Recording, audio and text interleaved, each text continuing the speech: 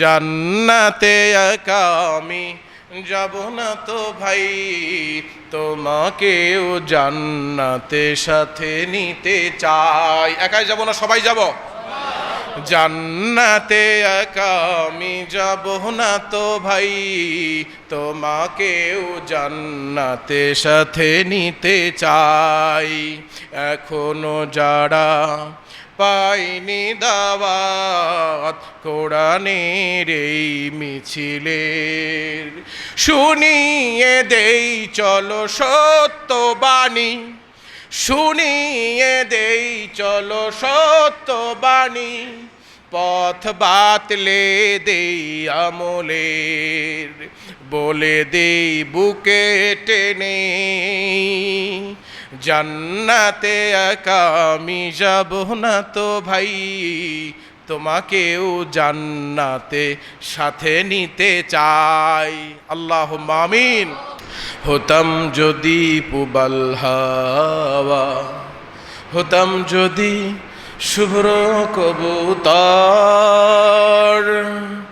মেঘের ডানায় ভাসিয়ে দিতাম, মেঘের ডানায় ভাসিয়ে দিতাম মদিনার পথে,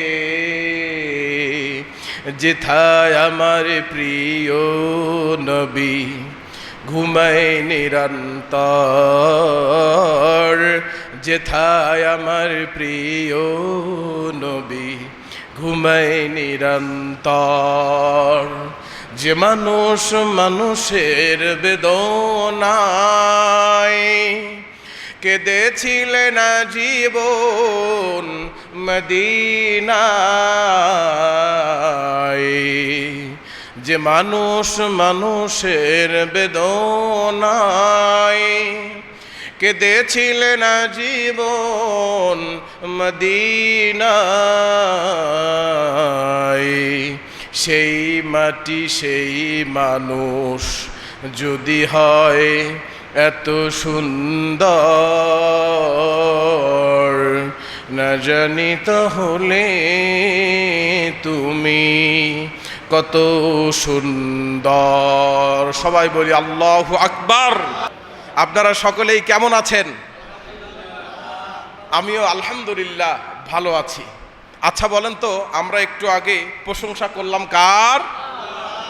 পৃথিবীর সব জায়গায় প্রশংসা যার করা হয় তার লাভ হয়, কিন্তু শুধুমাত্র কেবলমাত্র একমাত্র আল্লাহর ইবাদত করলে আল্লাহর কোনো লাভ নাই। লাভ আমাদের। সুবহানাল্লাহ। Sound body, sound mind, disconnected body, disconnected mind, nothing is impossible to man. অর্থাৎ মনটা যদি ভালো থাকে তাহলে শরীরটাও ভালো থাকে, ঠিক কি না? আর যদি মন আর শরীর দুটোটাই ভালো থাকে, বডি স্ট্রাকচার ভালো থাকে, মনটাও যদি ভালো থাকে, nothing is impossible to man. এই মানুষের দ্বারায় তখন আর কোনো কিছু করাও অসম্ভব থাকে না, ঠিক কি না? Everything is possible for the man. তখন সে বিশ্ব জয় করতে পারে, ঠিক কি না? আপনাদের চেহারা, আপনাদের হাস্যোজ্জ্বল মুখ দেখে আমার মনে হচ্ছে আপনাদের চেহারা, আপনাদের বডি স্ট্রাকচার দুটোই ভালো আছে। আজকে আমরা আখেরি মোনাজাত করে আমাদের জীবনের গুনাহ মাফ করে তারপর এখান থেকে বিদায় নেব, বলি ইনশাআল্লাহ। আজকের আলোচনার টপিক হলো জান্নাত এবং জাহান্নামের সিম্বল কিংবা সিমটম। আমি সবসময় বিষয়ভিত্তিক আলোচনা করতে পছন্দ করি। এই মসজিদে যখন প্রথম দিন আসছিলাম তো জান্নাত সম্পর্কে আলোচনা করছিলাম, তাই না? ওখান থেকেই শুরু করব, ওখান থেকেই শেষ করব। আল্লাহ তৌফিক দিক। ওমা তৌফিকি ইল্লা বিল্লাহ। আমার জন্য একটু দোয়া করেন, আল্লাহ যেন তৌফিক দেয় ভালো কিছু কথা বলার। বলছি আমিন। কোরআন থেকে পড়ছি। জান্নাত বুঝতে গেলে সায়েন্সের ভাষায় একটু আপনাকে আসমান জমিনের একটু তথ্য নেওয়া লাগবে। আসেন আমরা একটু আসমান জমিনের তথ্যগুলি নিয়ে তারপরে জান্নাতের কাছে চলে যাব। আল্লাহ আমাদের তৌফিক দিক বলার এবং শোনার। বলছি আমিন। রব্বুল আলামিন বলেন, আল্লাহুল্লাযী রাফা'আস সামাওয়াতি বিগাইরি আমাদিন তারাউনাহা সুম্মা ইস্তাওয়া আলাল আরশ। আল্লাহ পাক রব্বুল আলামিন বলেন, তাকিয়ে দেখো, দৃশ্যমান আসমান আমি ঝুলিয়ে রেখেছি কোনো খুঁটি ছাড়া। খুঁটি আছে, তবুও কি আমার নিদর্শন তোমরা স্বীকার করবে না? যারা মুনাফিক, যারা নাস্তিক, তারা কখনোই আল্লাহ পাক রব্বুল আলামিন নিদর্শনগুলি দেখে আল্লাহ পাকের উপরে ঈমান আনবে না। কিন্তু মুত্তাকিন যারা, মুমিন যারা, সাথে সাথেই মুখে বলে উঠবে সুবহানাল্লাহ। আপনারা আকাশের মধ্যে সূর্য দেখতে পান, ভাতের থালির মতো দেখা যায়, ঠিক না? ভাতের থালের মতো। আসলে বলেন তো, সূর্যটা কি আসলে ভাতের থালির মতো, না এর চেয়ে আরো বড়? অনেক বড়। কত বড়? পৃথিবীর চাইতে সূর্য 13 লক্ষ গুণ বড়। সুবহানাল্লাহ বলেন। সবাই মজা করে সুবহানাল্লাহ বলতে পারলো না। পৃথিবীর চাইতে সূর্য 13 লক্ষ গুণ বড়। সুবহানাল্লাহ বলেন। দূরত্ব হলো মাত্র 9 কোটি 30 লক্ষ মাইল। আমার কথা কি বোঝা যাচ্ছে? 9 কোটি 30 লক্ষ মাইল দূর থেকে, উল্টো দিক থেকে যখন সূর্যটা, এই যে রোদের সময় যখন রোদ দেয়, তখন এই রোদ সহ্য করতে পারা যায়? আল্লাহ পাক রব্বুল আলামিন বান্দার যাতে কষ্ট না হয়, ফেরেশতাদেরকে বলেছেন, ঠান্ডা বাতাস, ঠান্ডা পানি মিশ্রিত করে আমার বান্দাদেরকে রোদের তাপটা দিও, না হলে আমার বান্দারা সহ্য করতে পারবে না। সুবহানাল্লাহ। এটাই কি শেষ? এর চেয়ে বড় কিছু নাই? এই যে জোনাকি পোকার মতো ছোট্ট ছোট্ট তারকাগুলি, স্টারগুলি আপনারা আকাশে দেখেন, আপনাদের কি ধারণা এটা কি আসলে ওইটুক, নাকি আমাদের এই বাল্বের সমান হবে, নাকি তার চেয়েও বড়? পৃথিবীর চাইতে সূর্য 13 লক্ষ গুণ বড়, আর সূর্যর চাইতে কোটি কোটি গুণে বড় এক একটা ক্ষুদ্র ক্ষুদ্র যে ছোট্ট তারকা দেখা যায়, সেই তারকা। সুবহানাল্লাহ। বিজ্ঞানীদের সবচাইতে লেটেস্ট যন্ত্রপাতি দিয়ে নাসা চাঁদের মধ্যে কিছুদিন আগে সম্প্রতি রকেট পাঠিয়েছে। বিশ্বের খবর রাখতে হবে না? পাঠায় নাই? রকেট পাঠায় নাই? রকেট পাঠিয়েছে। তাদের একটা ম্যাগাজিন আছে, নাম হলো অ্যাস্ট্রোনমি ম্যাগাজিন। কি ম্যাগাজিন? এই অ্যাস্ট্রোনমি ম্যাগাজিন তাদের সর্বশেষ আপডেট ভার্সন টেকনোলজি দিয়ে মাপযোগ করে তারা দেখলো আমাদের পৃথিবীর চাইতে আরো কোটি কোটি গুণ বড়, এবং সূর্যের চাইতে 500 কোটি গুণ বড়, অন্যান্য তারকার চাইতেও বড় একটা তারকার সন্ধান তারা পেয়েছে, যেটা কিনা অন্যান্য তারকার চাইতেও 500 কোটি গুণ বড়। সুবহানাল্লাহ। এই তারকার নাম হলো ওয়াইউ স্কটি। যারা প্রফেসর গুগলের সাথে পরিচয় আছে তারা একটু সার্চ দিলেই পাবেন। প্রফেসর গুগলকে চিনেন তো? গুগল তো এই চন্দ্র, এই তারকার চাইতে বড় আর কিছু নাই? আছে, অবশ্যই আছে। বিজ্ঞানীরা বলছে তার নাম হলো ব্ল্যাক হোল। কি নাম? Black hole. তার আগে আর একটা কথা, আপনারা এখানে সবাই শিক্ষিত মানুষ, হাইলি এডুকেটেড পারসন, আমার আত্মবিশ্বাস। আপনাদের কাছে একটা প্রশ্ন ছুড়ে দেই। আমরা যে চোখে আলো দেখি, এই আলোর গতি কত? সেকেন্ডে 1,86,000 মাইল। ঠিক বললাম না ভুল বললাম? 1,86,000 মাইল সেকেন্ড, পার সেকেন্ড। আল্লাহু আকবার।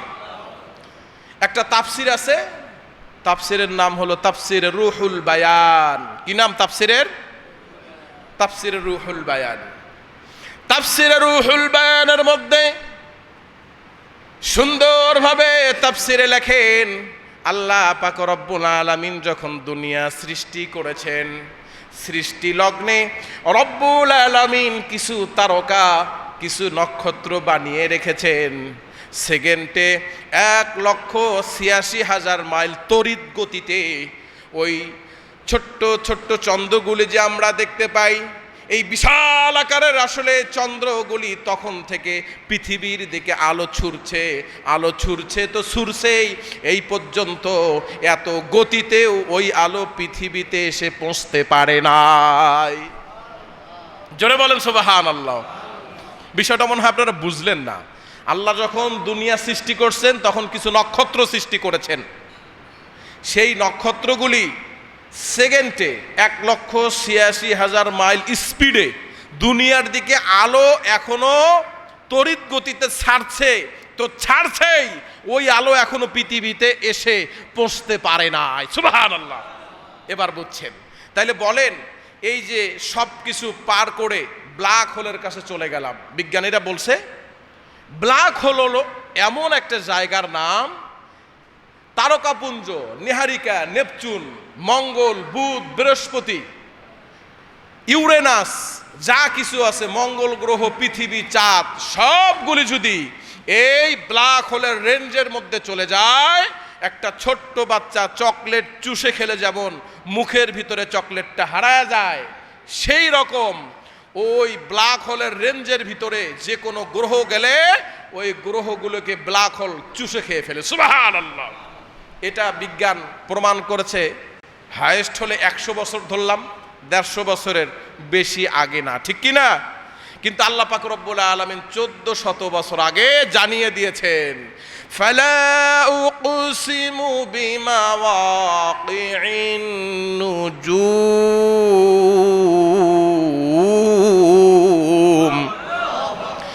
রব্বুল আলামিন বলেন, কসম সেই জায়গার, শপথ সেই জায়গার, যেই জায়গার মধ্যে নক্ষত্র রাজি এসে খসে খসে পড়ে যায়। সুবহানাল্লাহ। বিজ্ঞান 100 বছর আগে প্রমাণ করলো ব্ল্যাক হোল। যত রকম টেকনোলজি দিয়া আল্লাহ পাক 1400 বছর আগে এই জায়গার খবর দিয়ে দিয়েছেন। কি মহান আল্লাহ আমরা পেয়েছি, আল্লাহু আকবার। এই ব্ল্যাক হোল পার হয়ে মহাশূন্য, মহাশূন্য পার হয়ে চলে গেলাম প্রথম আসমানের তলায়। কোথায় গেছি বলেন? কথা বলতে হবে। কোথায় গেছি? প্রথম আসমানের তলায়। তাহলে কি জান্নাত পেয়ে গেছি? কথা বললেন বুঝলে। জান্নাত কি পেয়ে গেছি? তাফসীরে রুহুল বায়ানের মধ্যে আসছে, আল্লাহর যে জমিন আছে, এই জমিনের মধ্যে আমরা বাস করি, এই জমিন থেকে প্রথম আসমানের তলা যত দূর, আল্লাহ পাক রব্বুল আলামিনের প্রথম আসমানের পুরুত্ব তত দূর। পুরুত্ব বুঝেন? ঘন পুরুত্ব, কাঠের যে পুরুত্ব, এই প্রথম জমিন থেকে প্রথম আসমান পর্যন্ত যত দূর, আল্লাহ পাক রব্বুল আলামিনের প্রথম আসমানের পুরুত্বটা তত দূর। সুবহানাল্লাহ। এখানেই শেষ না।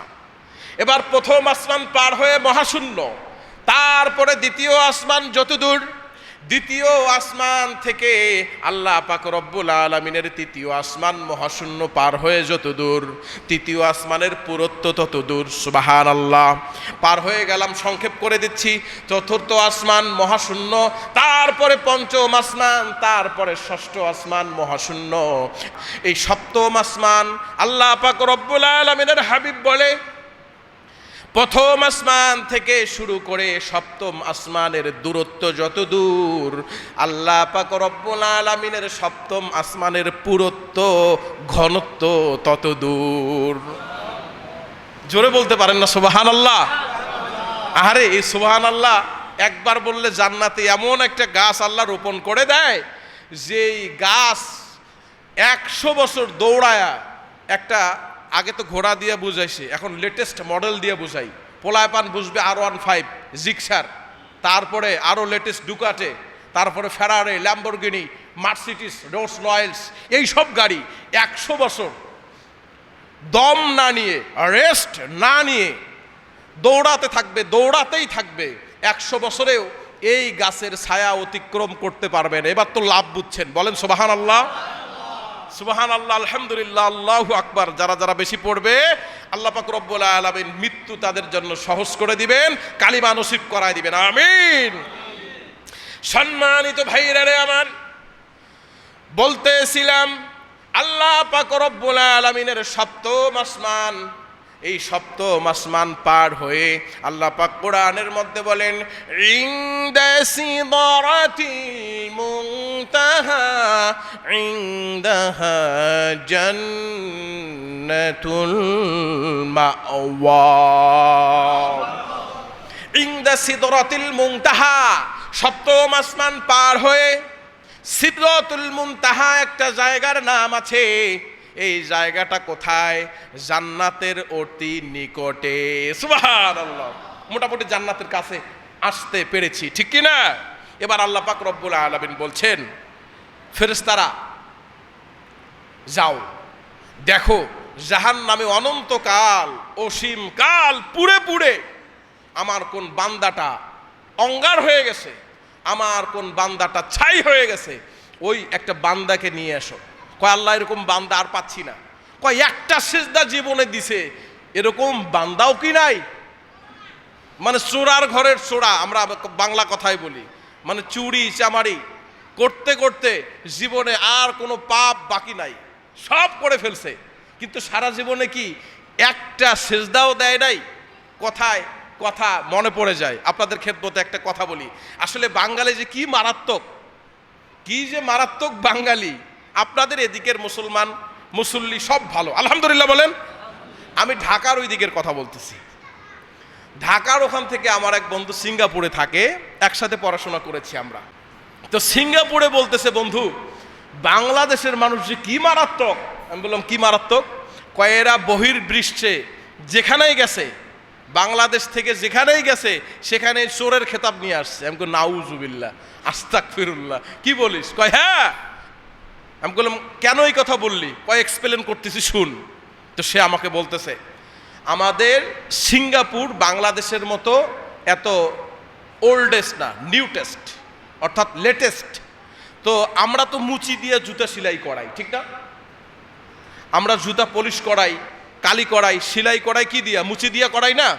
তো সিঙ্গাপুর হলো যারা বহির্বিশ্বে ভ্রমণ করে উন্নত জায়গাগুলিতে মুচিরা জুতা সেলাই করে না, পালিশ করে না।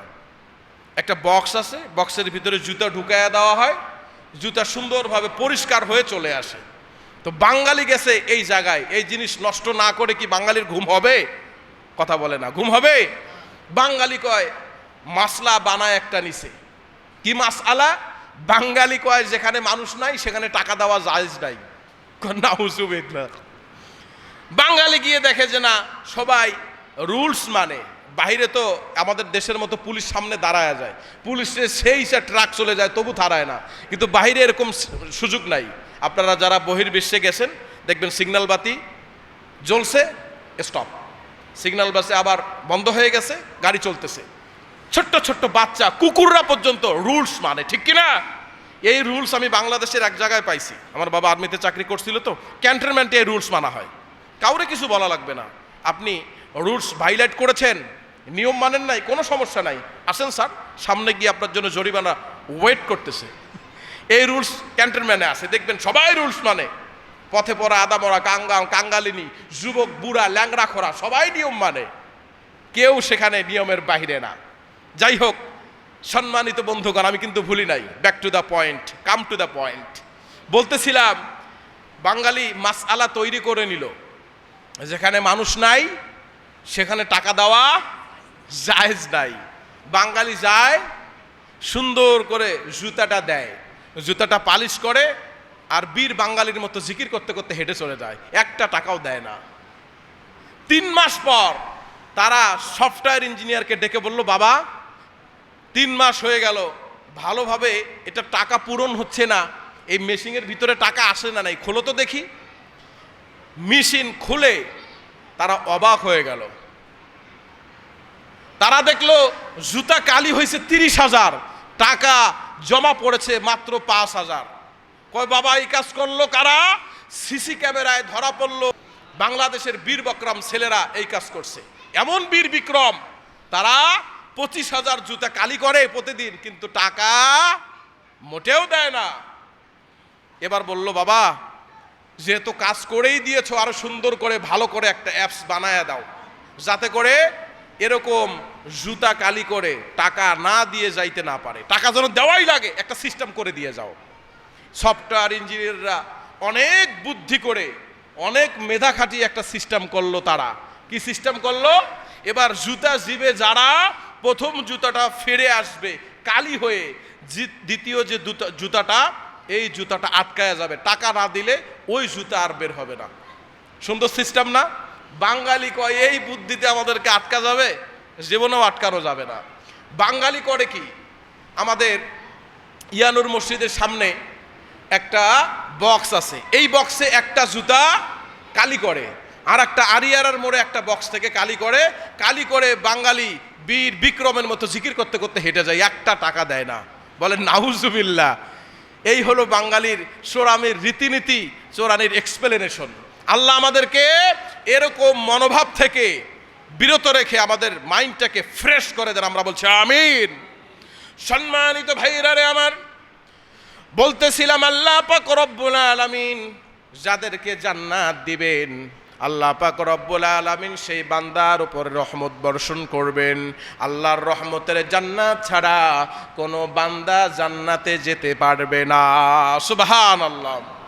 ফেরেশতাদেরকে বলবে, ফেরেশতারা দেখো তো, সারা জীবন চুরি করেছে, বাটপাড়ি করেছে, মানুষের অন্যায় করেছে, বুঝতে পারলাম যুগের পর যুগ জাহান্নাম খাটলো, কিন্তু দেখো তো একটা সেজদা কিংবা মন থেকে একটা ভালো কাজ করেছে কিনা, যদি করে ওই বান্দাটাকে আমার সামনে একটু প্লেস করে দাও। ফেরেশতারা খুঁজে নিয়ে আসবে, আল্লাহ সারা জীবনে এই দুই একটা সেজদা দিছে, যুগের পর যুগ জাহান্নাম খেটেছে, এই যে নিয়ে আসছি। আল্লাহ পাক রব্বুল আলামিন বলবে যে যাও, ওকে একটু সুন্দর করে জান্নাতের পানি দিয়ে গোসল করায়া দাও, চেহারাটা তো পুরো কালো হয়ে গেছে, আঙ্গার হয়ে গেছে, ছাই হয়ে গেছে, কয়লা। আল্লাহ পাক রব্বুল আলামিনের আদেশে ফেরেশতারা তাকে জাহান্নাম থেকে উঠিয়ে সুন্দর করে জান্নাতের পানি দিয়ে গোসল করাবেন, আর জান্নাত এবং জাহান্নামের মাঝখানে দাঁড় করিয়ে দিবেন। সুবহানাল্লাহ। সম্মানিত ভাইরা রে আমার, গভীর মনোযোগ দিয়ে শুনবেন। জান্নাত এবং জাহান্নামের মাঝখানে দাঁড়িয়ে বান্দাটা হাউমাউ করে কান্না করতে থাকবে। আল্লাহ পাক রব্বুল আলামিন বলবেন, বান্দারে কি হলো তোর, এখন কেন কান্নাকাটি করিস?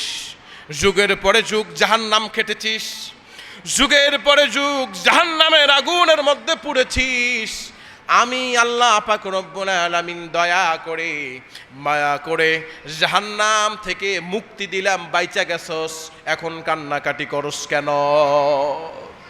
বান্দা বলবে, রব্বুল আলামিন দয়াময় মালিক, আপনার শুকরিয়া আদায় করি, শেষ করতে পারবো না। আলহামদুলিল্লাহি রাব্বিল আলামিন, সমস্ত প্রশংসা আপনার জন্য। আল্লাহ যুগের পর যুগ জাহান্নামের মধ্যে পুড়েছি নিজের গুনার কারণে, দয়া করে মায়া করে জাহান্নাম থেকে মাফ করে দিয়েছেন, আপনার শুকরিয়া আদায় করে শেষ করতে পারবো না। কিন্তু আমাকে যে জায়গার মধ্যে দাঁড় করিয়ে দিয়েছেন, এই জায়গা থেকে জান্নাতের সুঘ্রাণ আমার নাকের মধ্যে আমি পাচ্ছি। সুবহানাল্লাহ। আল্লাহ জান্নাতের সুঘ্রাণ এত মিষ্টি, এত সুন্দর, রব্বুল আলামিন আমার কাছে মনে হয় পৃথিবীতে জীবনে এই নাক এই সুঘ্রাণ পায় নাই। সুবহানাল্লাহ।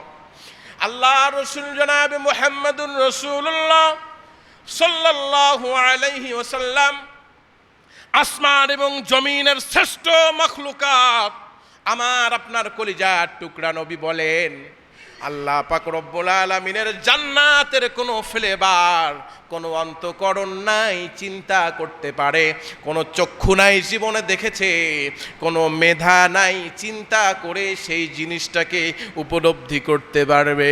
সুবহানাল্লাহ। জান্নাতের নাজ নেয়ামত, সৌন্দর্য, চাকচিক্য, বিউটিফাই এমন সুন্দর হবে, one and only, full and final, golden beautiful for the জান্নাহ। সুবহানাল্লাহ। কোথায় পেলাম? Education of the Quran and হাদিস, অল এভরিথিং, অল স্কোয়ার। সুবহানাল্লাহ। কথায় একটা কথা বেড়ে যায়, একজন বিজ্ঞানী বলছিল, idol brain is devil workshop. যারা পড়াশোনা করে না, অলস মস্তিষ্ক শয়তানের কারখানা। মুসলমান কখনো অলস হতে, 5 ওয়াক্ত নামাজ পড়বে, কোরআন তেলাওয়াত করবে, আল্লাহ পাক রব্বুল আলামিন তাদের অন্তরের ভিতরে কোন শয়তানকে বাসা বাঁধতে দিবেন না। সুবহানাল্লাহ। সম্মানিত ভাইরা রে আমার, আল্লাহ পাক রব্বুল আলামিনের কাছে যখন ওই বান্দা কান্নাকাটি করতে থাকবে, আল্লাহ পাক রব্বুল আলামিন বলবেন, বান্দারে মনের কি আশা, কি তামান্না, কি আরজি আছে বলো, আমি আল্লাহ পাক রব্বুল আলামিনের রহমতের দরিয়ার মধ্যে জোশ লেগে গেছে, আজকে তোমার সকল আশাগুলি পূরণ করে দিব। সুবহানাল্লাহ। বান্দা চান্স পেয়ে যাবে। আল্লাহই তো মাফ করবেন, ঠিক না? আল্লাহ পাক রব্বুল আলামিনকে এবার বান্দা বলবেন, রব্বুল আলামিন জান্নাতের দরওয়াজার সামনে যদি একটু দাঁড় করায় দিতেন, জান্নাতের নাজ নেয়ামতগুলি দেখে কলিজাটা একটু ঠান্ডা করতাম। সুবহানাল্লাহ। আল্লাহ রসুল বলেন সাল্লাল্লাহু আলাইহি ওয়াসাল্লাম, আল্লাহ পাক রব্বুল আলামিন বান্দার এই আরজিটাও কবুল করবেন। সুবহানাল্লাহ বলতে ইচ্ছা হয় না? আহারে, সুবহানাল্লাহর ট্রেডিশন আপনারা হারাই ফেলতেছেন। যে জাতি আল্লাহু আকবারের নাম যত জোরে বলবে, আল্লাহর পছন্দনীয় বান্দা তত তাড়াতাড়ি হতে পারবে। শুধু তাই নয়, কথা প্রসঙ্গে না বললেই হয় না, মর্তবা না বুঝলে, লাভ না বুঝলে মানুষে কোনো কিছু করে না। একটু লাভ বুঝাই। ইমাম সাহেব যারা আজান দেয় না, নামাজ পড়ায়, জুমার বয়ান করে, আমার কথাই বলি, আমার আওয়াজটা থাকে চার দেয়ালের মাঝে, ঠিক কিনা? আমার মুসল্লিরা চার দেয়ালের মাঝে আমার কথাগুলি শুনতে পায়। আর মুয়াজ্জিন সাহেব যখন বলে আশহাদু আল্লা ইলাহা ইল্লাল্লাহ,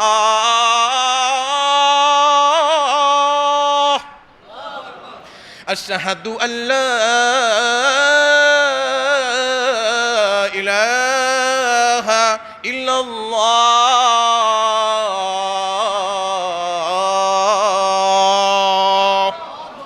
আল্লাহ এবং রসুলের বরত্ব সারা গ্রামময় পৌঁছায় দেয়।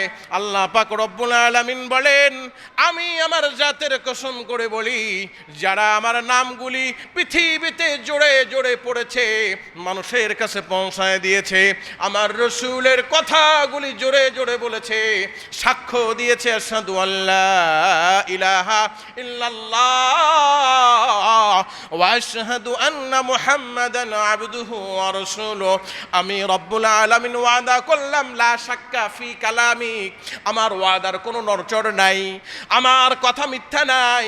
আল্লাহ পাক রব্বুল আলামিনের কথায় কোনো সন্দেহ আছে? বলেন নাউজুবিল্লাহ।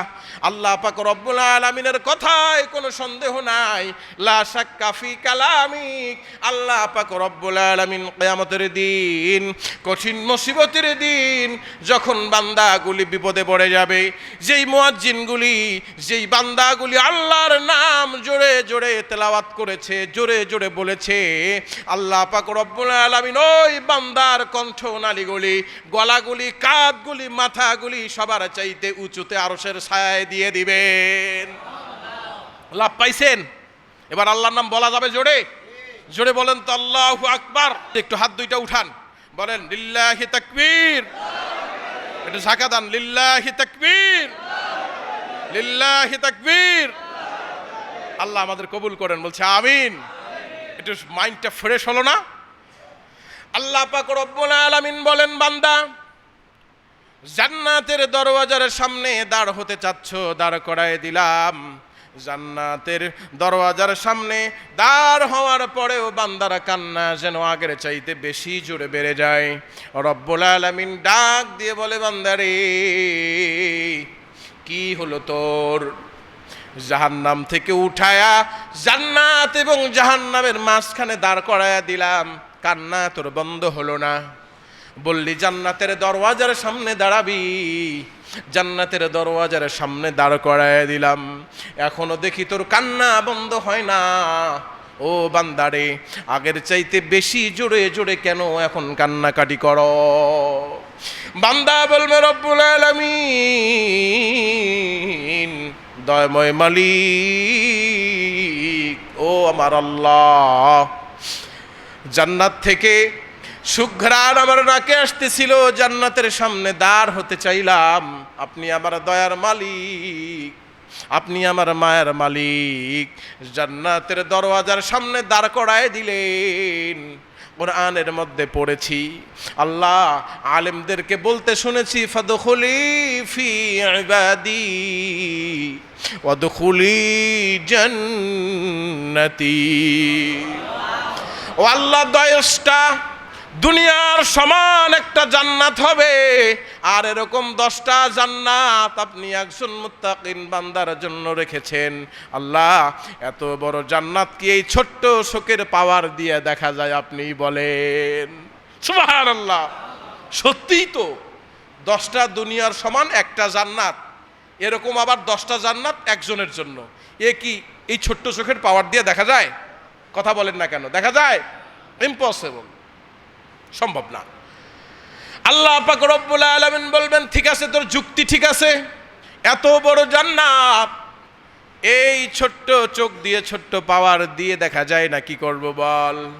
বান্দা বলবে রব্বুল আলামিন, দয়াময় মালিক, আমার চোখের পাওয়ার বাড়িয়ে দিতে হবে না, যা দিয়েছেন দেখতে পাচ্ছি, জাহান্নাম থেকে পড়ার পরেও শুকরিয়া আদায় করি আলহামদুলিল্লাহ। আল্লাহ একটা আরজি করি, সিজদায় পড়ে বান্দা আল্লাহর কাছে কান্না কাটি করবে, বলবে রব্বুল আলামিন, একবার যদি জান্নাতের ভিতরে ঢুকে একটু দেখার সুযোগ করে দিতেন, কলিজা ঠান্ডা করে জান্নাতের দৃশ্যগুলি দেখতাম। জোরে বলেন সুবহানাল্লাহ, সুবহানাল্লাহ, আলহামদুলিল্লাহ, আল্লাহু আকবার। এগুলি আমাদের চালান, আর এই চালান দিয়ে আল্লাহ পাক রব্বুল আলামিন জান্নাতে বানায় দিবে আমাদেরকে দালান। আল্লাহু আকবার।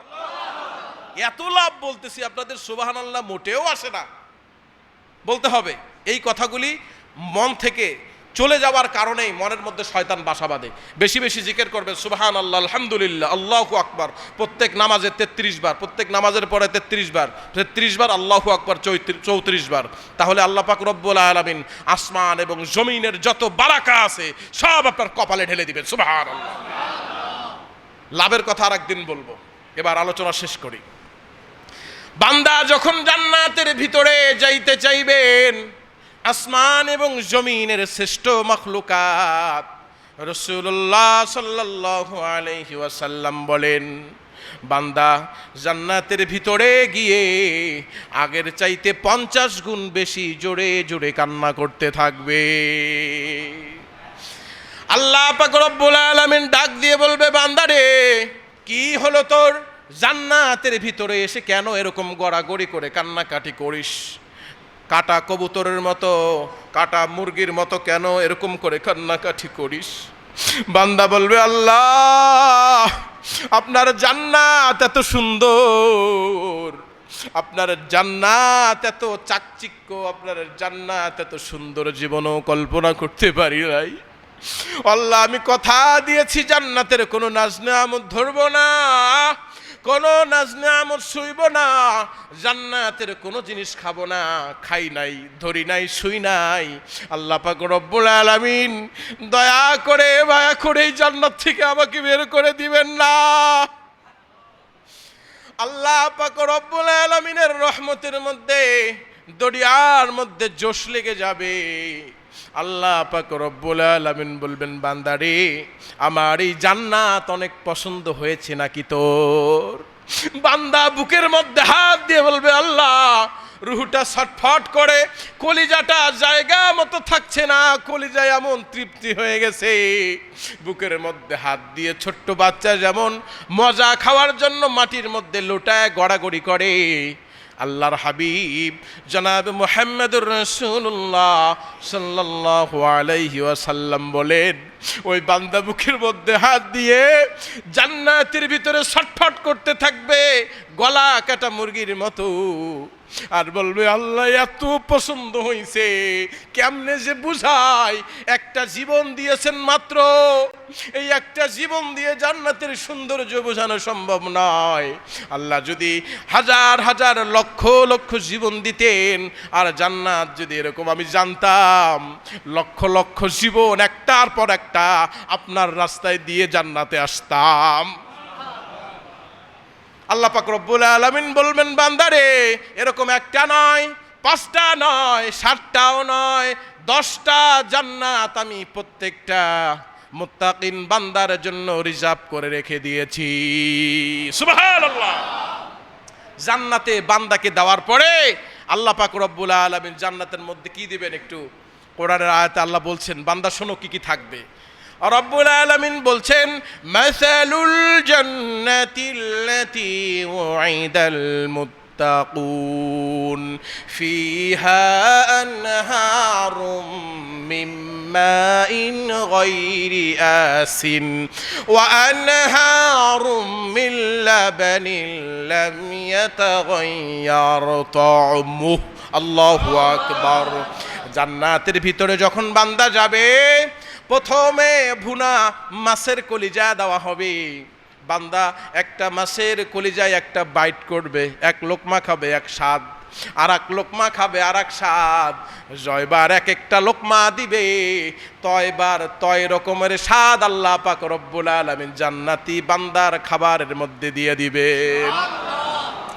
এবার বান্দা মাছের কলিজা খাওয়া শেষ, খাওয়ার পরে ড্রিঙ্কস খাবে।